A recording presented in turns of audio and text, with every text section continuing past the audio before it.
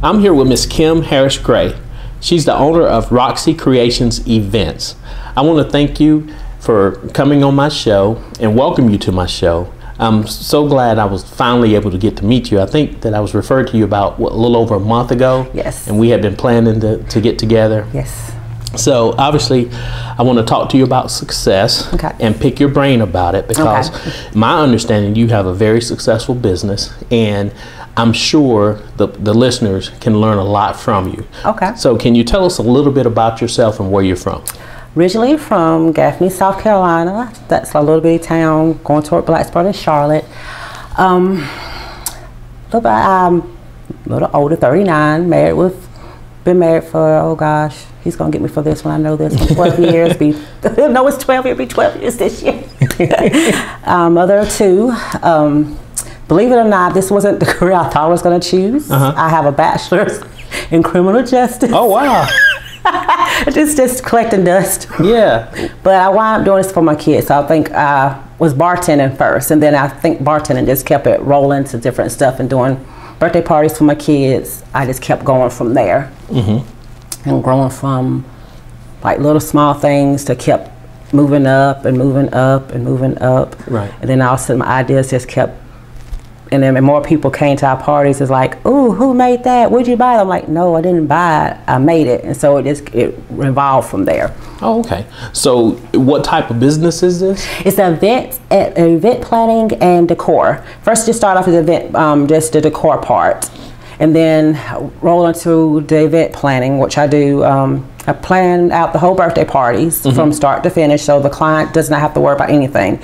They just basically show up. Me and my crew will get there, we set up, we clean up, we make sure the caterers, everybody's taken care of, so basically the client has if anything goes wrong, they never know about it unless somebody tells them. And like it works perfect for weddings, because the weddings, the bride does not want to be the small details, like the caterer might have forgot this, or had an instance like the place didn't give enough tables for the drinks.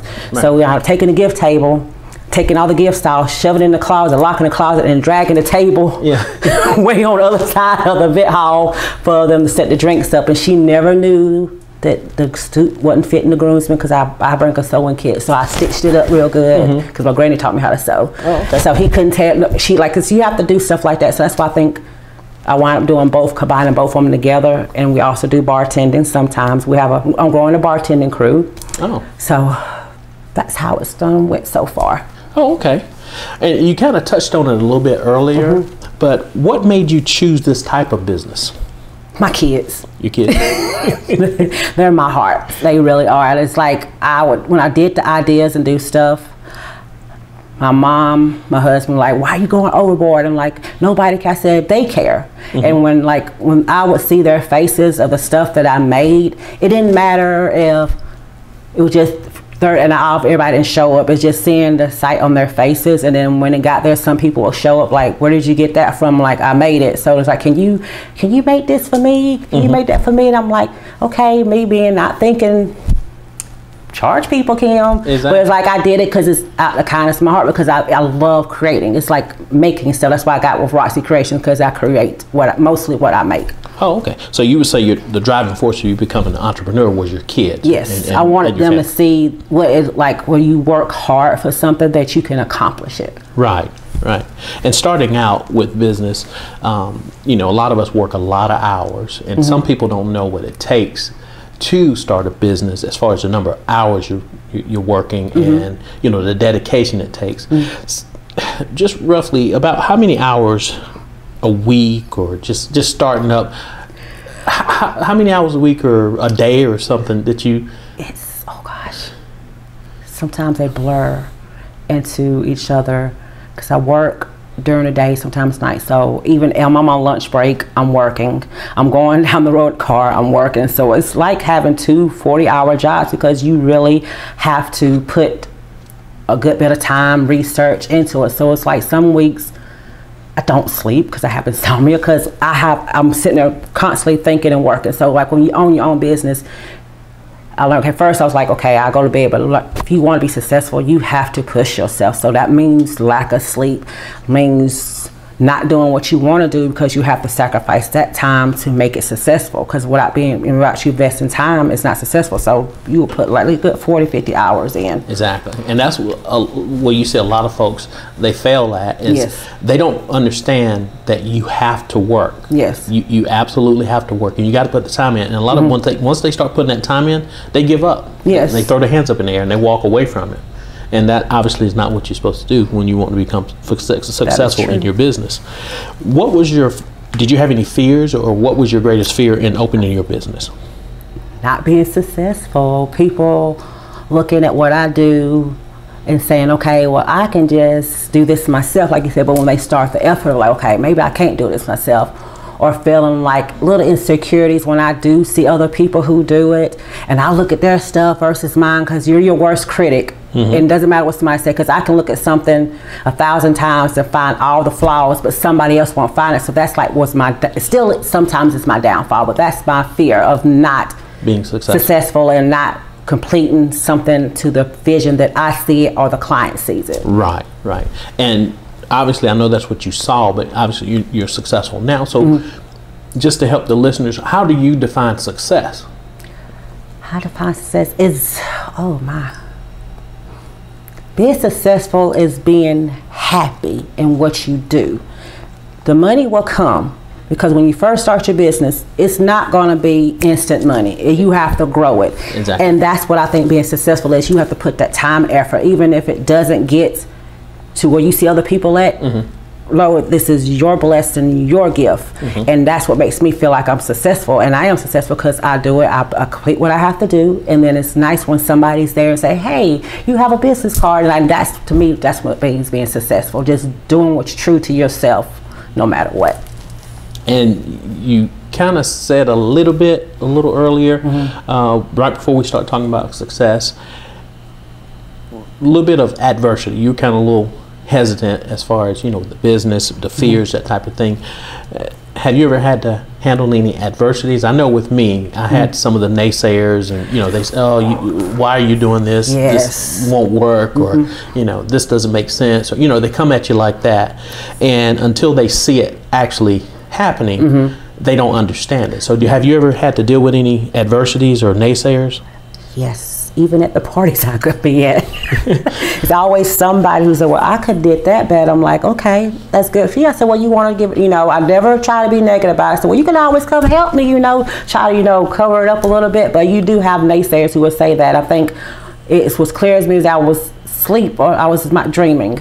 And God told me, it's like, you have some people who's praying for your downfall. I'm like, and they in your circle. I'm like, oh, okay. I'm like, that was my wake-up call. Like, they're right in my midst, like right beside me, saying, go, you got it, girl. Then behind my back, like, she don't know what she's doing, Exactly. Like, so you get a lot of naysayers. You just got to just try to flip it and make it to a positive. And you also got to know when to cut those people off. Yes. And let them go out of your life, because if not, they're going to bring you down or bring you to where they are. And that's what they want to do. They want to bring you to their level and say, see, I told you you wasn't going to make it. You're just going to be just like me. I'm like, no, ma'am. Exactly. I think it took me a couple times to get into it. It's like I kept letting them naysayers get to me. And I had to finally realize, like, you know what?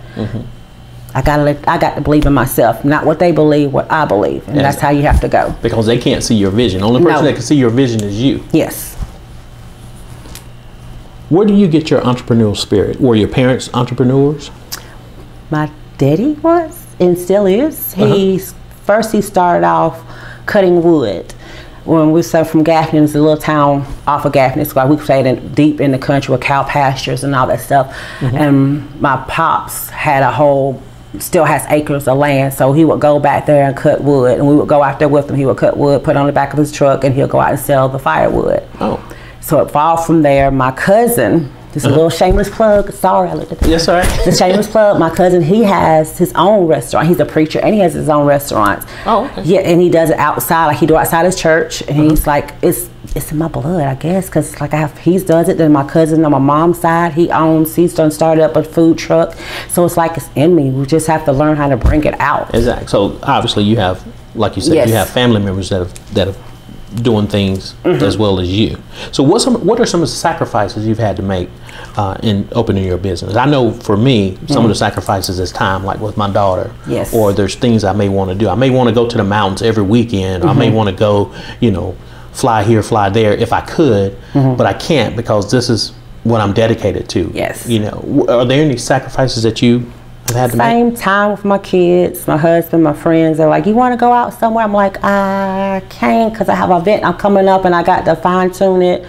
Oh, you sure you don't want to? Like, no. So it's like you sacrifice your time with your family, your friends, but in the end, it's worth it because once you start to grow, you'll be able to pull in more people who have the same vision as you, and then it takes a little bit off of you than when you could actually sit back and say, well, they got it, I can go do what I want to do. Exactly. And like we said, success don't come unless you have, you know, put in the sacrifice with it. What's unique about Roxie's Creations events that's different than other folks or other people that are doing the same thing? I make probably a good 75 to 85% of my centerpieces. I try to like take, if somebody gives me a picture, I go by the picture the best I can. It's photographic memory software, so most of my stuff I create literally myself. The centerpieces, vases, if I can't find it, I will, if I know I can't make it, then I'll be like, okay, I bite the bullet, say, not this time, Kim, let's try, you know, but I literally make everything by hand. Oh, okay. Even like I'm doing one, I'm making my own table runners. Right. Oh, wow. I couldn't find a color, but I found a color cloth, so. Right. And what's behind your, is that some of the pieces that you've created? Or? Only thing I didn't make, because I'm not good, I don't trust myself with style, is my mimosa card. Okay. I got that off of, somebody made it in the area, but everything that's on here, I literally made. The shoes that's behind me was actually black shoes. Oh. Wow. Yeah, they're not black anymore. Oh. She wanted red bottoms, so the bottom of the shoe is red bottoms with bling on. It was a pair of Louis Vuitton shoes that she had seen online, and she wanted as a centerpiece. Oh, okay. So I made now, those. was that for a wedding? What was it? It was for a 40th birthday party. 40th birthday. Okay. The flowers behind me are the ones from a wedding, and the wine glasses and stuff. Most of it I try to make myself, most as I can. Oh, okay. Now, obviously, if you hadn't told me, I thought you had rented it from a rental place or something. It looks really good. Thank you. I've done started doing my own custom charger plates too. I'm working on that. So I take a regular charger plate that's like a silver color, and now I can make it any color with stones on it, initials. A branch slowly getting it together. Oh, okay. So you got it going on then. Well, thank you. So what are some of your company's goals? Do you plan on scaling your business? Well, I should ask this. How do you, if you're planning on it, how are you planning on scaling your business? Are you trying to franchise it or a little later? What are your goals for you? I want to be able eventually, and by the time next year I turn 40, in my 40th year, I would love to have my own building where I don't have to worry about hunting places down and finding places for them to have events. That I have my own place with my own tables and chairs, because sometimes it's costly to rent some things out. Like for instance, the tables and chairs, if the place doesn't have any, that means the client has to actually pay out the money for tables, and some tables can cost up to $16 just for a table, and we're not even talking about like the tablecloth, because by the different size of tables goes the tablecloths, chair covers, and it gets costly. So if I had all of that in, we can do packages, like you have a all-inclusive package. We have the tables and chairs and linens, and I would make it where they don't have to use me. I prefer them to, but when you limit somebody on the choices, you lose out on business. So if they don't want to use me to decorate with my building, it's cool, because still my name's still getting out there, so it still works for either way. Oh, okay. Absolutely. Then we're branching out to bartending too. Oh, that you mentioned earlier that you were a bartender. Yeah, I have 3 people under me now who bartend. Oh, okay. Jack of all trades. Yes. But you have to be, you know, when you're in business. I mean, you have to have your eyes open to other avenues to grow your business, and you're in the right type of business where you can kind of branch this thing off different ways. Yeah, with bartending, like you said, with your event planning. I mean, that can go so many ways. If you just can't keep yourself contained. A lot of people just say, well, I don't want to do this, I'm just gonna do event planning, or just, or do decor. you can branch off, and it's like different branches, like I say, the bartending, event planning, all this other stuff. You can have people, like when I grow, I can say, well, you take this event, you can bartend at this wedding, or you can bartend at that birthday party, not sitting there saying, well, I can't do this because I don't do that. And I try to have everybody train where they can do a little bit everything, because I feel like you should share your knowledge. So if you're with me in this, I want you to know what I know, so we all can be successful. So that way you can, I wouldn't be mad if they decide, hey, I might want to start my own business. Good, because now you got the tools and you can be successful. I won't be I've never been a spiteful person. Somebody else is doing what I'm doing, or learn from me and move on, because that's what you're supposed to do. You're supposed to teach and have them to grow. Absolutely, absolutely. And well, that's good that you're wanting to plant that seed in other people. You're not trying to hide anything or anybody, because you know there's a piece of pie for everybody out there. Yes. So everybody can go out there and get it. You just have to have that drive to go get it. That's right. What are some of the mistakes that you wish you hadn't made in business, or did you make any mistakes? I did. I stopped before because I let the naysayers get to me, and I wished it didn't stop. And that was like my biggest downfall, because when I stopped, I shut everything down, and then I was like, oh gosh, this is recently too, about 4 years ago, I restarted because a friend of mine reached out to me. She's like, do you still do event plan? I'm like, no, not really. She said, can you please do my wedding? I'm like, she said, please. She said, I've been praying that you do it. I said, you really have to bring God into it. And I think that jump started and kicked me. It gave me my inspiration back, because I really had lost it, because I felt like I wasn't getting many clients that I thought I would. And when you brand new in the game, many people don't really go to you, because they're like, well, I can go to this person, but you know, you gotta give somebody a chance. And she gave me my new chance again, so it came from there. So that was my biggest fear. If I had never stopped the first time, I feel like I'd be further along. But sometimes everything happens for a reason. So. Exactly. And same thing with me. When I started my motivational speaking business, everything was going great, and of course until COVID. But there were a lot of people out there. So obviously a lot of them didn't even know me. They were just giving me breaks and say, hey, okay, we'll take a chance on it. Everything worked out really good. Now everything's going great until March. March was the last time I did the motivational speaking, but obviously I had other avenues that I already had set up, just like you, with YouTube and other platforms, that I knew I could continue things with that. And then after COVID, we'll get back into the motivational part of it. Yes. But I understand COVID messed up a lot of people. Yeah, but we're still moving. That's right. And that's what you have to do. If you had some advice, well, it's not that you had some, because you're giving a lot of advice. What is some extra advice you would give someone that's wanting to start maybe a business like yours, or just wanting to get into business themselves? Read. Read everything you can. I've read books. I watched different videos of different people who are in business. I think I have to say, I think I was listening to Steve Harvey's show, and I think that kind of got me really motivated, because he was talking about how people want to do business, but you don't want to put the work and time. And he said anything, like he said how they talk about him because he does this and that. He said he went being poor. He said he knows how it feels, and but how he was saying, like, you have to motivate yourself to get up every day. You have to hustle, and you can't give up. You do it right when you wake up and go to bed. And he was like, when I heard him say, I was like, that is so true. I was like, you got to think like that. You got to motivate yourself. So people who's like books that's going to read, you watch videos of inspiration of people who have been successful, use their tips to tell, because they're not. I mean, they got that success for a reason. They got the tools. So learn to listen and read. And don't take any negative stuff that people take you to the heart. As long as, like I said, some people can be negative, and some people giving you positive advice. You just got to know which one is which. Exactly. And it's funny you say that, because at first I kind of wrote off, I like this comedy, you know, and, you know, I wasn't into a lot of his shows. Yeah. But once I started listening to his motivational speeches, I was blown away. And every morning, him, and there are other motivational speakers that I listen to, every morning, no matter what, since I've started my business, even before that, I was, you know, success stories just, you know, inspire me. And I've been listening to him, but I really listen to a lot of his stuff. Every morning, I just hit my motivational section in my YouTube channel, in my downloads, and it rolls to him, to Zig Ziglar. I mean, just different, Jim Rohn. I mean, just different motivational people that I listen to, that it gets me started every day. And I'm constantly, like you said, my mind's constantly going. So I know exactly what you're talking about.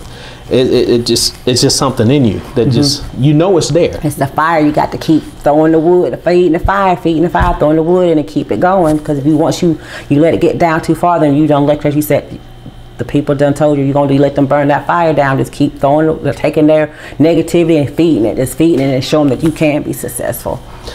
How do you advertise your business? I was first, it was like word of mouth. I have t-shirts now, have a web page, business cards. I'm getting masks made since we're in the whole mask phase now, so we can have the mask on so you can have the business name when people say, well, who is that? But it's mostly, like I said, word of mouth, advertising, tagging myself in different pictures when I post on Facebook, telling people to contact me. Want to eventually get out where I can put, like, you know, like the newspaper books and the magazines and stuff, get out a little bit further that, but I'm still trying to read more about advertising and make myself better at it. Okay.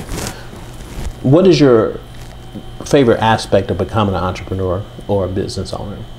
Working for myself. Working for you. What, the time and freedom?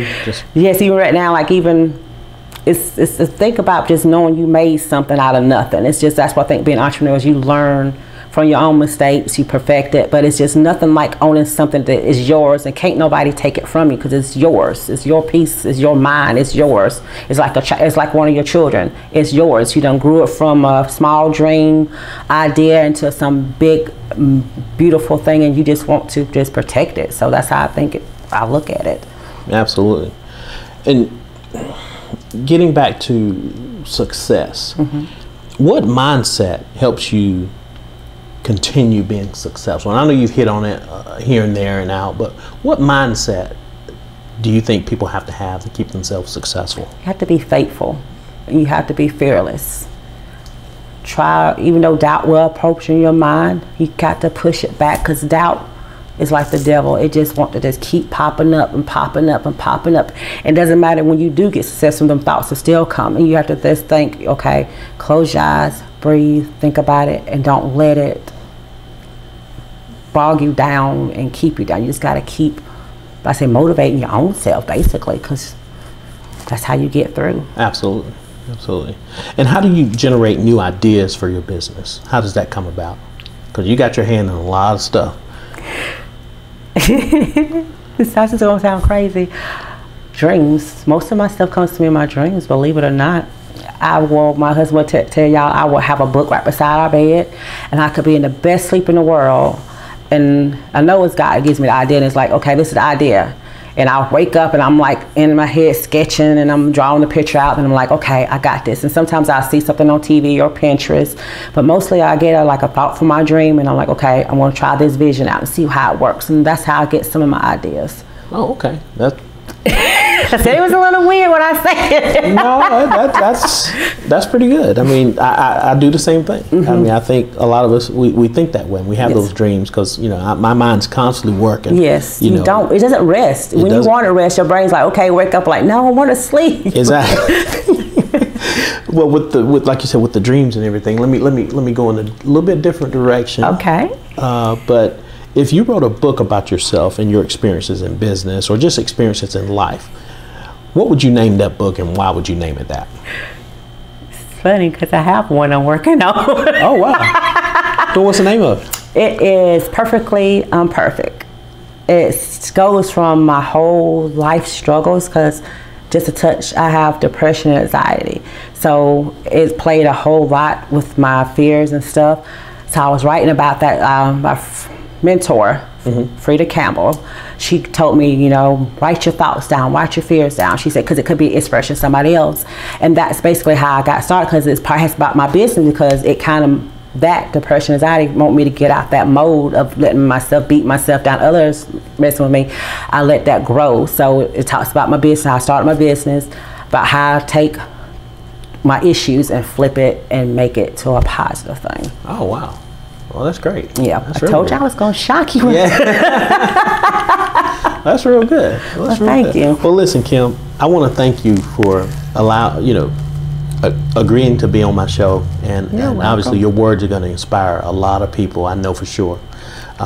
whether they're either struggling with something or wanting to get into business. Like I said, I just want to thank you so much for all of the words of encouragement, let me pick your brain a little bit for the people out there. And that's what it's all about. Like kind of like what you said earlier, it's just to help others. Yes. So I want to thank you so much. Well, thank you for taking time out to interview me. You're very welcome.